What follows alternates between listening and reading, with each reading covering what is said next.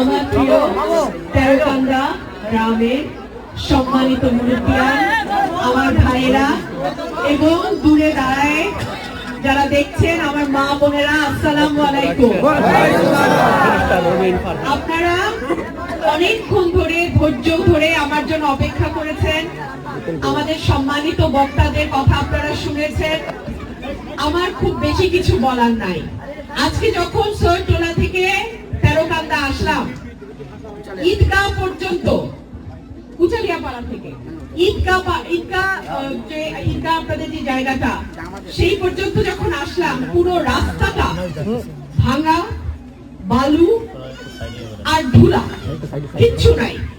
আমাকে আমার একজন বোন রাস্তায় গাড়ি থামায় বললেন, ভোট বোন আপনারে দিব, ভোট আমরা হাসে দিব, কিন্তু এই রাস্তাটা আমাদের সকলের দাবি।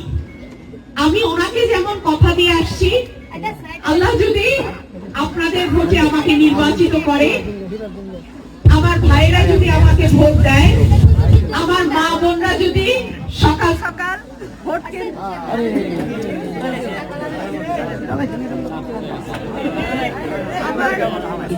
সকাল যেই সরকারি সুবিধা পাওয়ার কথা সেইগুলো যাতে তারা পায়, এই দিকেও আমার পদক্ষেপ নেব, ব্যবস্থা করব ইনশাআল্লাহ। আমার মা বোনদেরকে বলি, বয়স্ক ভাতার কার্ড, বিধবা ভাতার কার্ড, অনেক সময় দেখা যায় যেই দলের এমপি সেই দলের কাছে ছাড়া অন্যদিকে আর কেউ পায় না।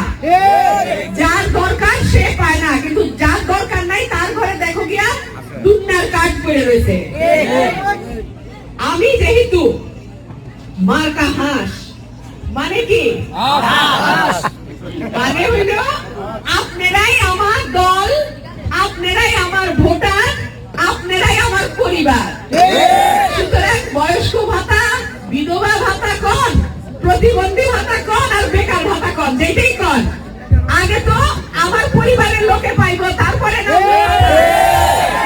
সুতরাং এই ভাতাগুলো ইনশাআল্লাহ আমি কোনো দল মত বুঝি না, যাদের দরকার, যারা ন্যায্য হকদার, আমার কার্ড তাদের কাছে পৌঁছায় যাবে ইনশাআল্লাহ। আওয়ামী লীগের আমলে শুনতাম নৌকায় ভোট না দিলে কার্ড পাওয়া যাবে না। এখন আবার কেউ কেউ কয় আমরা ভোট না দিলে কার্ড দিব না। এইরকম কিছু আমার কাছে পাবেন না। যারাই আমার এলাকার মানুষ, যারাই আমার ভোটার, আমারে ভোট দেন আর না দেন, আমার ন্যায্য যারা পাওনাদার তাদের কাছে ইনশাআল্লাহ আমার কার্ড পৌঁছায় যাবে। আমার প্রিয় ভাই ও বোনেরা, না, আগামী দিনে বিএনপি ক্ষমতায় আসলে প্রত্যেকটি পরিবারে জ্যেষ্ঠ নারী সদস্যর নামে একটা করে ফ্যামিলি কার্ড প্রদান করা হবে। যে পরিকল্পনা নিয়ে অনেক ধর্মভিত্তিক রাজনৈতিক দল খুব দুশ্চিন্তায় ভুগছেন এবং তারা জনাব তারেক রহমানের এই যুগান্তকারী পদক্ষেপ কিংবা পরিকল্পনা নিয়ে খুব চিন্তিত। আসলে সত্যি কথা বলতে কি, জনসংখ্যার অর্ধেক নারী এবং অর্ধেক পুরুষ, এই অর্ধেক জনসংখ্যা নারীকে পিছিয়ে রেখে দেশ, জাতি এবং সমাজ কখনো এগিয়ে যেতে পারে না। সমাজের সত্যিকার অর্থে উন্নয়ন সাধিত হতে পারে না, একইভাবে অর্থনৈতিক চাকাও ঘুরতে পারে না।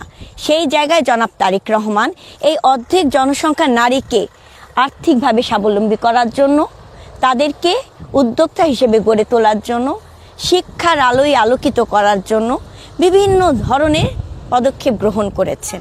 তিনি বলেছেন, আমার গ্রাম বাংলার মায়েরা, বোনেরা, আমার সকল নারী সমাজের স্বাস্থ্যসেবা আমরা নিশ্চিত করব।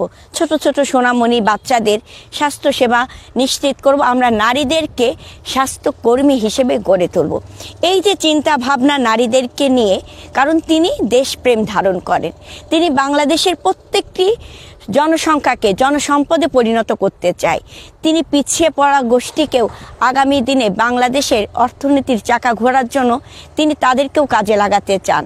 আসলে আমরা বিএনপি যারা করি, আমরা যারা ভাবি দেশকে নিয়ে, দেশের জনগণকে নিয়ে, বাংলাদেশের ভবিষ্যতের কথা চিন্তা করি, আমরা সমষ্টিগতভাবেই প্রত্যেকটা মানুষের ভাগ্য পরিবর্তনে বিশ্বাস করি, উন্নয়নে বিশ্বাস করি। আর এই জন্য জনাব তারেক রহমান বলেছে, আমরা বাংলাদেশকে সিঙ্গাপুর, মালয়েশিয়া কিংবা ইউরোপ বানাতে চাই না, আমরা বাংলাদেশকে স্বাবলম্বী বাংলাদেশ বানাতে চাই।